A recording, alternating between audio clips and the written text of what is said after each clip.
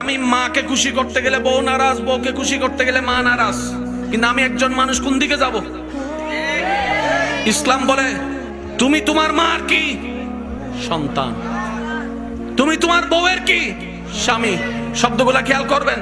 তুমি তোমার মার সন্তান, যার পায়ের নিচে তোমার বেহেশত। তুমি তোমার মায়ের পায়ের নিচে।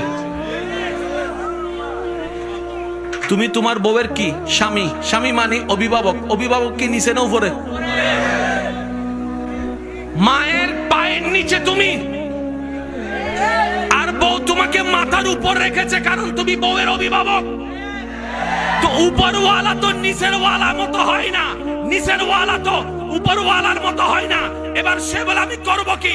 বলে যে শোনো, তুমি মাকে মাথায় রাখো, বউকে বুকে রাখো।